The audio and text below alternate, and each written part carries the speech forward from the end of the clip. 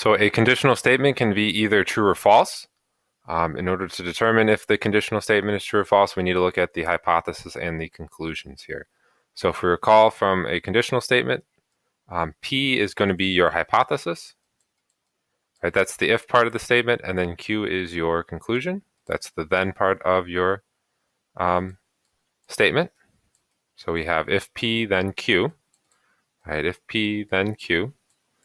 And they show us here a table that's going to help us determine if our conditional statement is true or false. So if the hypothesis is true, so if our statement P is true, we're going to then have to look at the conclusion and see if the conclusion follows from that hypothesis. So if the hypothesis is true and the conclusion is true, then we're going to say the conditional statement is true. If the hypothesis is true but the conclusion is false, we're going to have to say that the conditional statement is false. If it's the case that the hypothesis is false, we notice here that it says our conditional statement is true. That's kind of just by default, right? If your hypothesis is false, it doesn't really even apply that much. So we just say by default, this whole statement, the statement as a whole, is going to be true. Okay, I wouldn't worry too much about that. If you take higher levels of math or computer science, you'll go into that more. But if the hypothesis is false, just by default, we're going to say the whole thing's true. All right, so let's look at the example they give us. An even number, if a number is even, so that's P, right? That is our hypothesis. If a number is even, right? That can be true or false. A number could be even, but it could not be even. Then we have a conclusion here of it is divisible by 2. That is our conclusion.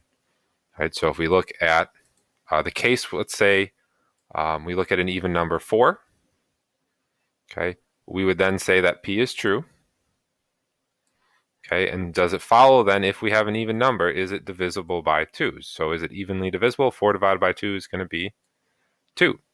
If we pick other even numbers like 42, right, that's going to give us 21. It's going to be evenly divisible by 2. If we pick, again, 106, that's going to be 53. It's evenly divisible by 2. So in this case, if we have an even number, yes, it is going to be divisible by 2. So we're going to say that our statement is true. Okay, we can't come up with a counterexample, right? At least I can't, right? Can't come up with a counterexample, so this one's not going to apply. If we pick the number that's not even, so for example, if we pick the number 3, the statement, again, doesn't really apply because we're only talking about even numbers, so we're just going to say by default it would be true. So for down here, what they tell us is an even number is always divisible by 2.